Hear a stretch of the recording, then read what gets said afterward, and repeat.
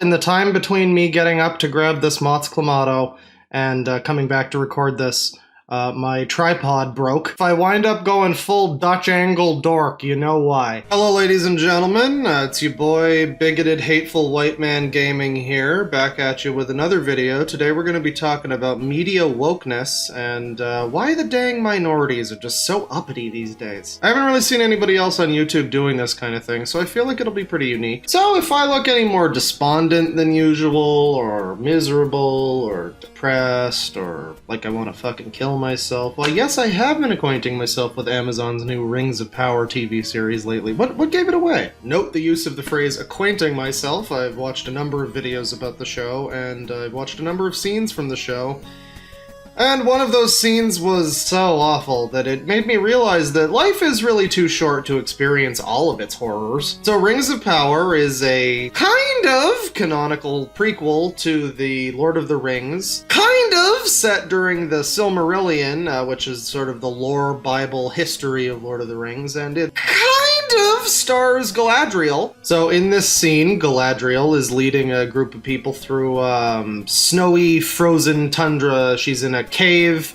They're all very cold. They're experiencing hypothermia or whatever the elf equivalent of that would be. So they're at their wits' end. I mean, they're tired, they're hungry, they're freezing to death. It's rock bottom for the journey, and it's just about to get worse because, a snow troll has entered the chat. Now for context, let's talk about the Fellowship of the Ring, in which a relatively similar scene happens. The Fellowship, Frodo and the gang, are pushed to the brink of exhaustion. They're delving into the mines of Moria. They're similarly cold, hungry, tired, and it's very, very dark. And in a similar fashion, they hit rock bottom, or at least they think they do, because it gets so much worse after, when a troll attacks. It is an extremely tense scene, one of the absolute best of the Fellowship. It takes into account all of the strengths of each member of the Fellowship, and all of their strength is required. This includes Gandalf, who is a fucking wizard, but don't worry about that, because the Rings of Power show stars Galadriel, and, as we know from the book, Galadriel is also very strong in her own way. If she wanted to 1v1 a snow troll, I feel like she definitely could do it using some kind of weirdo feminine elf magic. Galadriel in the original Lord of the Rings was a captivating, majestic, beautiful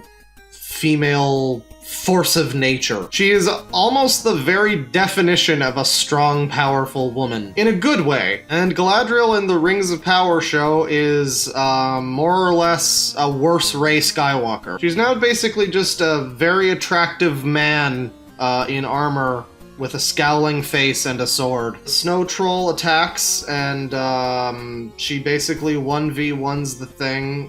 She does a super cool jump. Looks really bad. Amazon, where'd all the budget go? It looks like shit! Yeah, they basically took one of the most strong and powerful and interesting female characters in all of fiction ever, and applied the Batwoman approach to it. Now, this show is frequently being compared to Amazon's Wheel of Time show from last year, which I'm going to be speaking on in more detail in a little while, because while I haven't watched the Rings of Power show, I certainly have watched that one a few times through, and I have a lot of things to say about it! But while the Wheel of Time show merely tasked itself with the simple undertaking of adapting 14 different 1,000-page novels, which, I could do that in my sleep. The Lord of the Rings show probably also could have taken that approach and just adapted a chunk of the Silmarillion or something, but the sheer fucking hubris of the writers meant that, no, we're gonna be getting an original piece of fan fiction in the Lord of the Rings universe. So, they make a million of these stupid remakes and reboots and fucking adaptations every year, basically. Every month at this point. This would have just completely flown under my radar. I wouldn't have given a shit. Except that, as I say, I've been watching a bunch of videos about the Rings of Power show, and number of them brought up a quote from one of the showrunners, who apparently has decided that the people that are criticizing the show are patently evil. Alright. Bet. Yeah, so taking a page out of the Ghostbusters 2016 playbook, because that worked out so well, it's no longer enough to just widely denigrate and smear your audience as hateful man babies or whatever. Now we're just evil. We're just evil now. So that's a bit of an escalation, a little bit. I don't know. It's just a little bit weird. I don't know, man. I mean, he's like a professional dude, right? Who works for like Amazon or something. He should be better than like my stupid hyperbolic YouTube video. That's like something that I would do to you, sir. Yeah. I don't know if it's happened before. But I've just never seen a fucking TV guy just say that the people that don't like his show are just evil. I guess that's where we're at now. Now let's be fair here. You know, it's not as if he's calling everybody who's criticizing the show evil. I mean, that would be stupid. What he's actually doing is just the very commonplace and accepted modern practice of, you know, using the phony corporate diversity of his TV program as a smokescreen to, you know, strawman and deflect criticism and generally gaslight the general population, thinking that most of the people that are complaining about the show are racists, rather than just people who see through the phony bullshit. You know, when I put it that way, I almost understand it. So, random question, do you guys remember when things weren't like this? I think we kinda all know what I mean by that, don't we? Remember back in the day when a new movie would come out and you could just enjoy it, and everything that fucking came out didn't have to be a new battleground to fight the endless, ongoing internet culture war? You remember when life was better? Now, when I was first putting this video together, I coined a phrase which I still quite like, personally, but some people close to me who I trust informed me that using the term media terrorism to define what this is maybe a little extreme. So Gabe came up with an alternative name for this term, which I think works more or less as well. It's nostalgia hijacking. The definition: to hijack a beloved and culturally significant property and run it into the ground for the purpose of advancing your own holy crusade, your weird ego, your bank account, or all three. It's usually all three. Now, a lot of people are going to look at this video and assume that the main topic is media wokeism. A lot of people who don't like woke bullshit will probably say that it's the source of all the problems. And a lot of other types of people will probably say that woke bullshit isn't real, it's just progress. Cancel culture isn't real, it's just being held accountable. Sure. That type of person might assume that what I am getting at here is more or less just me sort of coming up with excuses for being a racist or something. Look, I don't need any excuses to hate the fucking French, okay? But here's the thing, as a filthy fence-sitting centrist, I don't personally believe that wokeism is the source of all of the problems. I definitely think it's annoying as shit, and we'll talk about it, but I think the forced woke bullshit in media these days is really just a symptom of why everything's like this now, and not really the actual cause. I should say that this is mostly relating to Hollywood productions and not so much indie films and TV. And there are still the occasional good Hollywood movies. The Batman from earlier in 2022. The movie was made first and foremost with a passion for Batman and making a good Batman movie, as opposed to just the passion for money. As a result of Hollywood's profound mishandling of diversity and inclusivity over the past decade, people basically just saw that a black guy was going to be playing Jim Gordon and assumed that this was going to be a 2-hour diversity seminar disguised as a Batman movie. When every popular piece of media which pushes diversity and inclusion seems to push it in a way that, you know, is fucking terrible, then it's really not much of a surprise that Hollywood's probably just creating more racists. It's gotten to a point where people see movies that star women and just assume that they're going to be fucking lectured at for 3 hours. Oh no, not again. Oh, every single time I do one of these videos, I wind up time traveling into another outfit, and they tell me that it was because I was editing the video, but I don't think I believe it anymore. Oh, what better use for this scientific and temporal anomaly than to talk about Star Trek for a little bit. No, it's nothing particularly groundbreaking here to point out that Star Trek has more or less been one of the biggest casualties of the modern era. Yep, a show that was once known for being clever, creative, fairly subtle with its political allegory, is now being handled by modern writers. I'm not even gonna get into the fucking Picard show because my window is right over there and I don't trust myself not to jump. But let's talk about Star Trek diversity.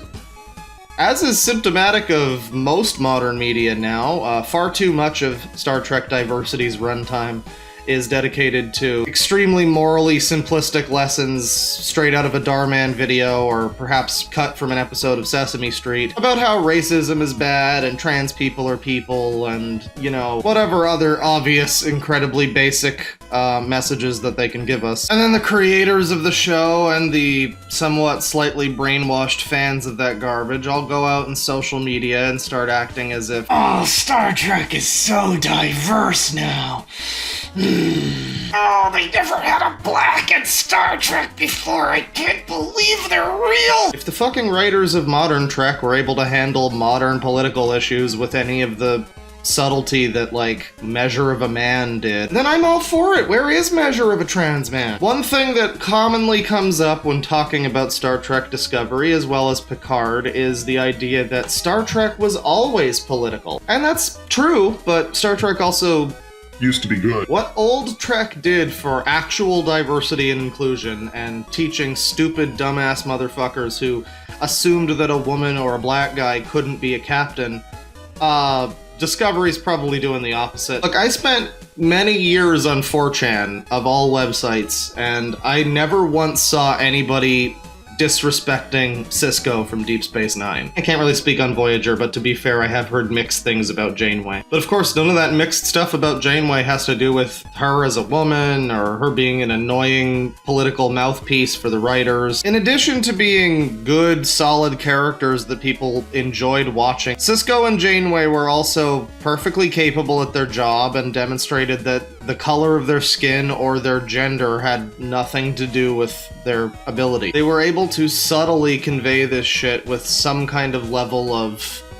self-restraint. They weren't, as the modern writer seems to be, deathly afraid that even one person in the audience will not understand their ham-fisted Trump allegory. It's also funny how back in the 90s, when both of these shows came out, a time which is generally considered to be less progressive than where we are now. Funny how Sisko and Janeway were able to be the head of the show that they were on, as well as the captain of the ship, without a bunch of annoying fucking think piece articles. Oh yes, the 90s. Such a much less progressive era than now, when we realize that tokenism is diversity, apparently. Oh no, it's happening again.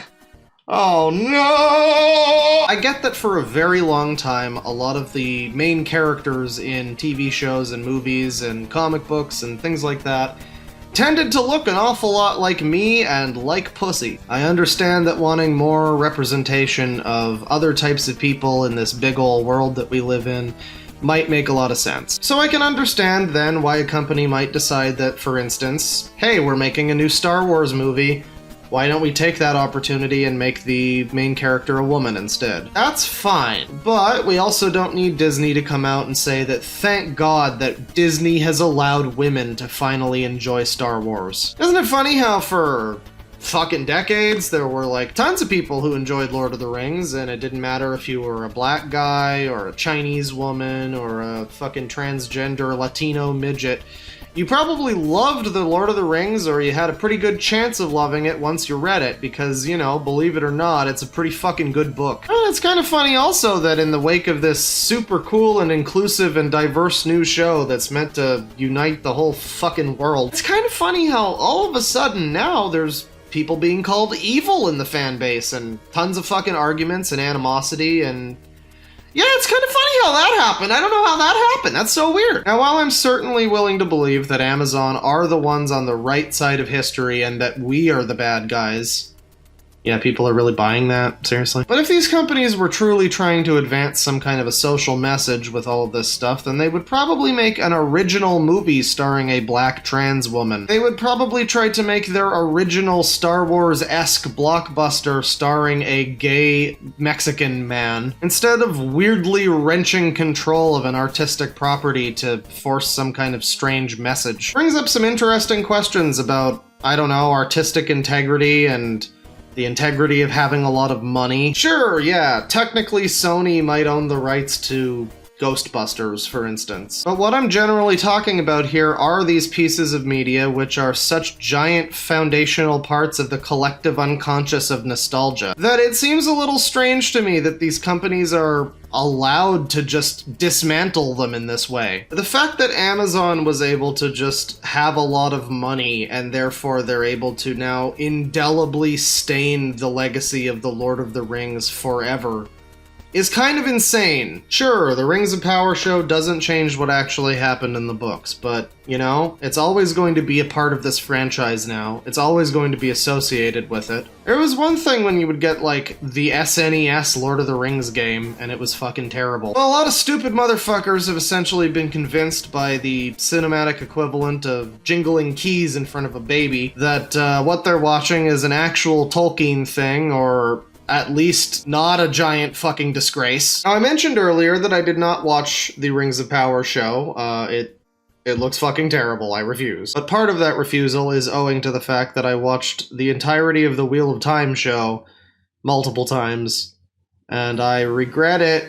Now, I started out liking the Wheel of Time show. It had been several years at that point since I had last read a Wheel of Time book. I left off in the middle of the series after finishing book 6, and I was a little bit daunted by the slump that was ahead of me. Turns out the slump is really just the 10th book. But yeah, the show came out, and I'd been waiting for the show for a long time too, so that was pretty exciting, and I guess I got kind of swept up into the Wheel of Time mania. I thought some of the effects were hokey, but other than that, I thought it did a competent job of adapting the books, with a couple of fairly notable exceptions, which we'll get into. Sure, there were some issues, like the massive chunks of character development that were in the Eye of the World that were missing from the show because they decided to dedicate a full fucking episode and a half or something to some non-character warder who isn't from the books and winds up dying. Well, eventually I got to the end of the series and it was not, very good. I was like somewhat positive, I guess, when I first watched it because, you know, hey, it's the Wheel of Time show, yay. But I watched it again, and I watched it,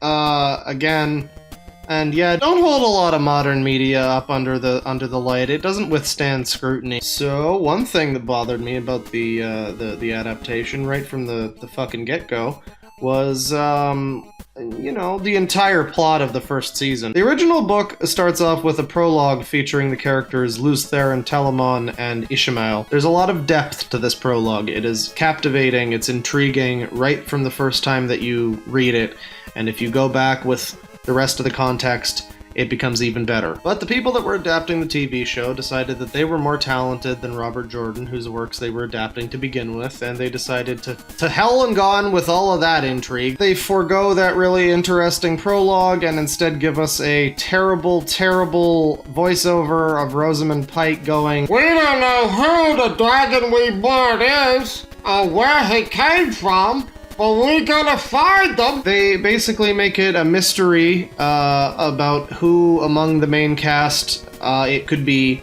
who is the main character. So as a result, they wind up not spending enough time with Rand because, you know, if they spent the amount of time that they need to spend with Rand, it would have given away their bullshit mystery. For anybody who's never read the books before, I can really only imagine that this just kind of winds up being like, oh, okay, I guess it's him. Alright, I guess we have 13 more seasons without that mystery, so what's the fucking point? And for somebody like me who has read the books, it's even worse because it's more or less just entirely a waste of time. I am not getting anything at all out of these scenes where Nynaeve is doing super cool magic stuff because I know that Nynaeve is not the Dragon Reborn, and this is a bunch of fucking bullshit. And that's right, Wheel of Time Chads in the audience. If you've been listening intently, you may have just picked up on the second thing that's a big fucking problem in the Wheel of Time adaptation, which is that they have implied that women could be the Dragon Reborn. Now, I'm about to explain why that's a terrible and stupid idea for more reasons than just because I hate women, but that is a huge part of it. Essentially, the magic system of the Wheel of Time is gendered into male and female, and a very, very long time ago in the lore, some fucking shit happened, and the male half of the true source, the magic system, was tainted by the Dark One, the bad guy. And so this led to a period known as the Breaking of the World, where any man who could channel was basically driven insane. They began to use their magical powers to rip the world in half and create mountains and earthquakes and all sorts of stuff. Now that I think about it, it was pretty much like the grunge era. Now, I don't fully remember all of my Wheel of Time lore here, so you're gonna have to bear with me a little bit, but the dragon is more or less a messiah-like figure, akin to Jesus or something. The Dragon Reborn is to be the reincarnation of that character, whose basically his coming will herald the end of the world and blah blah blah. The concept that a woman could be the Dragon Reborn is fundamentally ridiculous. Literally, there wouldn't even be a fucking plot. She would just, like, go to fucking Tar Valon and it would be done. But this is also similar to what the Rings of Power show does to Galadriel, because it more or less implies that existing strong female characters were not good enough as they were in the original incarnation by a much better writer. So in Galadriel's case, they sandpaper off any of her femininity and make her basically a real pretty dude in armor. And in the Wheel of Time series, they kind of cheapen the significance of Egwene, Moiraine, and Nynaeve by implying that they need to be the dragon, maybe. No, hack fraud writers, they don't need to be the main character of the show because they are tremendously important in their own ways, and it is extremely disrespectful to those characters and to Robert Jordan's legacy, as well as all of the fans, to suggest that, You never see it coming. warning, vague but also fairly massive and also fairly late into Wheel of Time, spoiler ahead, you might want to... okay, I knocked something over. You might want to jump ahead, like, I don't know, 20 seconds or something. There you go, Bubby. Literally the most powerful woman in the world, but no, it's fine, it's fine. Maybe she could be the dragon. She could be important, too. Eat so much shit, Amazon. Well, if they managed to botch one of my favorite things about Wheel of Time, which was the equality between the sexes, which seems like a pretty ironic thing for these types of writers to screw up. Well, you know, one of my other favorite things about Wheel of Time was how it depicts other cultures and different people of the world. So, you know, surely the diversity-minded folks at Amazon will be able to... They botched that too. Now we're gonna get into a little bit of lore spoilers for Wheel of Time, but it's pretty minor stuff and it's more or less just the backdrop of the world. It's not really anything plot significant, so you're probably safe. Basically, Wheel of Time is set on Earth in the far fuck future, where we have magic or something, and I guess the whole world ended like a couple times, I don't know. But what's important is that even though the world is almost entirely unrecognizable to what Earth is now, the actual peoples and cultures of the planet are more similar than you might think. So for instance, you have the people of Cairhien, who are somewhat based on the French. You have the people of Shan-Chan, who are basically described as fantasy Texans who fly weird insectoid monsters, and they have an empress who is a shaved-headed black lady who really likes slavery. Wheel of Time is very interesting in that way. As you cross the world throughout the 14 books, it becomes apparent as you visit these other cultures that, you know, a lot of them are based on real places in the real world. So Wheel of Time is naturally a very, very culturally diverse series. It would be impossible to adapt the series correctly and keep it all white people. So, how does the show handle this incredibly rich, diverse... It's not good. They don't do it well. So we start the show in Emmons Field, and it is a small, remote farming village. It's only got like, I don't know, between 50 and 100 people probably at most. And yet for some reason all of the people of the Two Rivers look generically diverse, like every type of fucking person from every country everywhere. And it's like, alright, well maybe the Two Rivers is just naturally a diverse place. That's fine. So we continue in the show, and they come to a big city where there's also every type of person from, you know, every country ever. And, you know, when they get to Tar Valon, that makes sense. It makes sense that a large city like Tar Valon would have a lot of different types of people from all over the world. It makes a lot less sense when the same thing happens in another small town. Yep, they go to a different small town, which is also just every type of person from everywhere, generically diverse. No thought put into where these people come from or what kind of casting is happening or what kind of fucking world we live in. No, we just need diversity, so you gotta have extra Chinese people. Even though there are, you know, places in Wheel of Time where people that look like that would come from, it reaches a point of absolute absurdity when they get to, I think it's Faldara, which is like a stronghold on the edge of the fucking world. And yet, for some reason, I guess it's a fucking real frequently trafficked stronghold from all comers and goers from all across the planet, because you fucking guessed it. Now, I've heard a fairly common criticism of this criticism, which is that, you know, it's a fantasy world. Why can't everybody come from everywhere? And I'll grant you that that maybe could make sense in a fantasy world that's designed around it. If your world is designed first and foremost with the idea that everybody from everywhere can look like anybody, then that's fine. But when you try to staple this onto a world that already has rules and reasoning for why people look a certain way and locations that those people come from, it can't be read in any other way than just weird, panicky, extra diversity points from Amazon. If Amazon was just super fucking worried that the first Wheel of Time book was not diverse enough, then they could have, I don't know, you could have included a new cool Aes Sedai character from Shara or some shit. You could have included the Sea Folk, you could have included the Kandori, you could have included more Borderlands people, but instead, they've taken the questionable approach of, I guess, just making everybody across the whole world generically diverse so that whenever we go anywhere, everybody's gonna look the same. It's kind of ironic how by making the show more diverse, they ruined the diversity of Wheel of Time. But all this diversity talk sounds like it's about wokeism or whatever, right? And I said that that wasn't the main issue, at least not in my based and enlightened centrist opinion. So if corporate forced bullshit woke pandering isn't the main problem with media today, then surprise! It's talentless hack fraud Hollywood writers! I bet you never would have guessed. 9 times out of 10, when a piece of media is accused for being woke or something, if you look beyond the woke pandering bullshit, you'll find that in general the piece of media is usually just not very good as a whole. Take Wheel of Time, for example. I complained about certain things that could be attributed to wokeism, but how about the fucked up, ridiculous ending that they gave the show? Yeah, spoilers for the show. They've decided that the power is now able to bring people back to life, which is,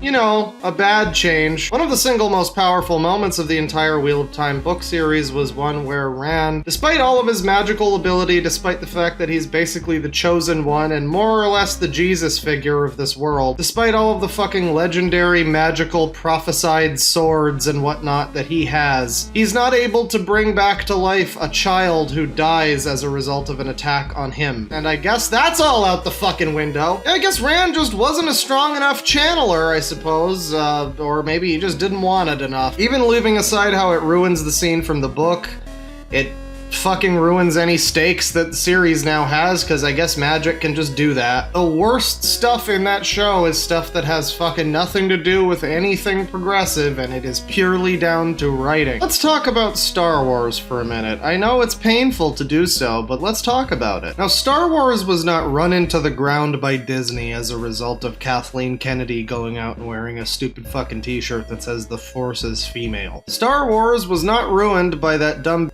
Daisy Ridley going on a fucking interview and saying that the term Mary Sue is offensive to women because it's the name of a woman. Yeah, you're a real fucking smart cookie there, ain't you? Star Wars was ruined by blind greed. They went into that fucking trilogy of movies with no plan.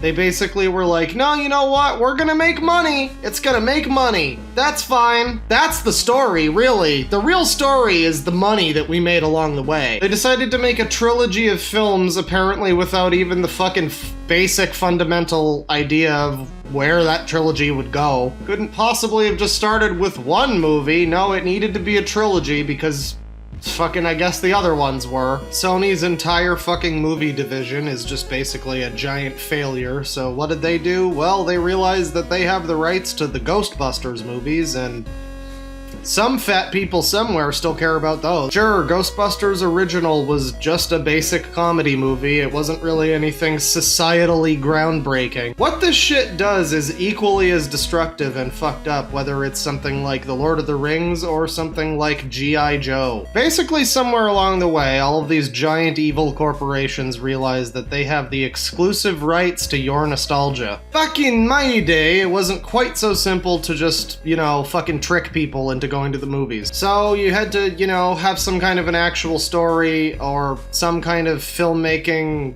pizzazz or something if you wanted your movie to be a success. It's fairly obvious to say this, but if you look at any of these things that are being regurgitated left and right, virtually all of them originate from some sort of passion project made by somebody who gives a shit. Disney and Amazon and all of these fucking companies might have all the fucking money in the world, but they don't apparently have the good sense to just hire people who have an idea for the thing that they want to rehash. People always claim that these companies, well, of course the movies are terrible, they just want to make money, right? And I mean, I get it, but the thing is, like, I have some respect for trying to make bank. Take Nintendo, for instance. I mean, yes, they hate their consumer. They want you all to die. And they would probably prefer if everybody who ever bought a Nintendo product could just be strapped up to some kind of consumer feeding machine underneath Nintendo HQ. But that being said, they still recognize the importance of passion and creativity, and while they may very well loathe everybody who bought the new Kirby game,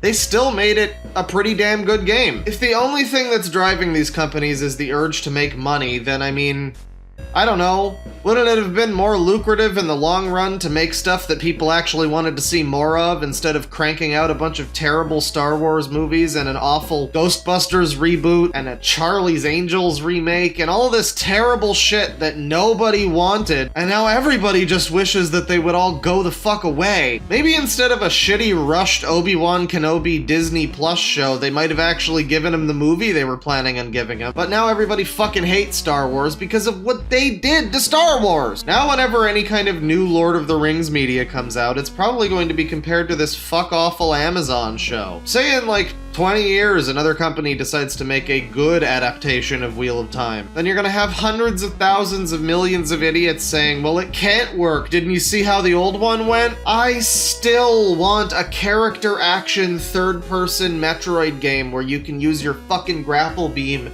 to hook bitches in and then hit them with like a fucking plasma beam combo or whatever. But the concept of that just sounds too fucking similar to Other M, and so now because of Other M, we're never getting DMC Metroid. I might have gone a little off topic there, but I you know, you get my point. I don't even remember coming back this time, man. Oh god! You wind up with this extremely familiar situation that I'm sure we're all used to at this point, where some property that millions and millions of people love is being horribly mishandled by people that don't. There are fucking hundreds of thousands of people who could have come up with a great story for the Halo TV series. The Rings of Power show, I swear Amazon probably had to go out of their fucking way to find people that never read the books, because if they had read the fucking Lord of the Rings books, they probably would have hanged themselves by now. Not a bully video, by the way. Please don't bully the multi-billionaire corporate stooges. You know, punching down is really not acceptable. There are tons and tons of videos on YouTube of people who have basically gone through and explained how Disney could have made the fucking sequel trilogy good. And while at first you may be like me and you'll look at some of this and be like, what is this, fan fiction? Why am I watching this? Eventually the depression might kick in and you'll realize that, oh god, these are all better. Literally, fan fiction would have been better than the real sequel trilogy. You know, fan fiction, the thing which is synonymous for not very good writing. And it's not like I'm saying that they need to Sega hire this man with every single Tom, Dick, and Harry that's got a fucking Star Wars idea. What I am saying is if you've ever seen the fucking Colin Trevorrow script for Star Wars Episode 9, yeah, the Hollywood hack writers are not much better. All I'm saying is it is a thinner line than one might think between Hollywood writer and fanfic writer, and I'm pretty sure that line is the Epstein estate. If any of the movies that the live-action Disney remakes were remaking were as bad as the remakes, then there wouldn't be fucking remakes of them, would there? And while something like The Lion King 2019 may have been tremendously successful for Disney, it's been like a few years since it came out, and the only people that are still talking about that movie at all are the people that are making fun of it. So yeah, this whole generation of our culture can be somewhat marked as like a weird cinematic dark age, where all of these giant evil mega corporations made fucking tons of money, but nobody remembers what they did to make it. Anybody ever notice how all this shit started to happen right after China bailed out the US economy? Really makes you think. So we wind up with a situation like that which we currently find ourselves in. Pretty much any piece of media that is being remade and regurgitated today is being done with infinitely less passion and creativity than what originally went into it. And what that typically entails is hiring some absolutely terrible, bought and paid for, hack fraud Hollywood writers who like to get their grubby little fingerprints all over something much better than they deserve. It's one thing for a good writer to have the sheer fucking hubris that it takes to think that they could compete in any way with the writing, lore, world building, characters, or anything from Lord of the Rings. But it sure is a whole other fucking thing when that writer sucks ass. What fucking Twitter thread did these companies plunder their writing staff from? The modern moronic scumbag hack fraud Hollywood writer seems to be more interested in taking whatever property they got their grubby little hands on and turning it into essentially a theatrical version of Quentin Review's Screed against Trump in that one video. We've all seen a situation where something that we care about will be resurrected as a fucking zombie of its former self, and there will be some dipshit new director involved, or writer, or designer, or somebody who will make a bunch of stupid fucking statements about the fan base and probably miss the point of a lot of what the thing is that he's actually got a hold of. You think Capcom will ever make a sequel to the DMC reboot? That would be funny. Now, I mentioned earlier that the reason why I was inspired to make this video was hearing the fucking showrunner of a massive television series calling, I guess, half the audience evil or something. But that was really only the tip of the iceberg, because as I started to watch these videos and I started to think about things, I really started to question, what was any of this even for? This whole fucking terrible decade of reboots and remakes and soulless cash grabs and adaptations that miss the point. The weird nostalgia hijacking of everything you hold dear to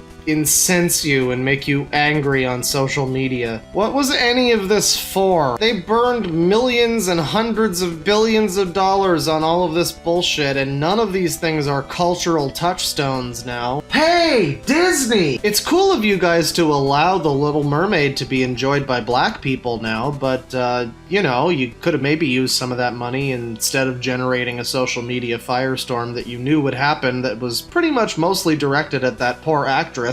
You could have just fed the fucking poor or something, actually. Anytime that you see a giant multinational corporation like Disney tell you that they super care about social change, and then you look in the credits for the Mulan movie, and they literally put a concentration camp under the special thanks. Yeah, I don't know, I'm just not sure I buy it anymore. I guess the ultimate point of this video is, hey, left-wing people, woke culture shit is not leftism and is probably the fucking antithesis of it. And right-wing people, don't assume that every leftist is a crazy woke psychopath. 99% of terrible woke bullshit that you're seeing is not something that the actual left wants. Don't let the fucking corporations play mind games with you. Make no mistake, we live currently within the most boring cyberpunk dystopia. So, thank you for coming to my rant. I hope I was able to convince you about why minorities are so scary.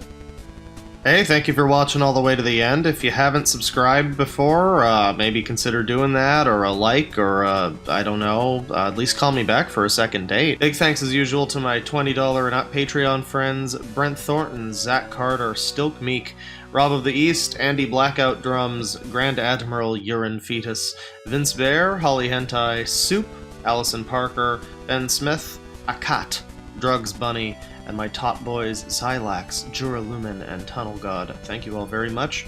A little bit of an update with the Patreon thing. I mentioned in the last video I was trying to upload a brand new, cool 18+ video, which I sure thought I would be able to put on my Patreon. but for many reasons it appears that that will not work. And yeah, thank you for bearing with me while I figure out what to do with this video and what I can post on my Patreon in the future, because I was not aware that that was an issue. I hope you enjoyed this video. New stuff is on the way, and yeah, thanks for watching.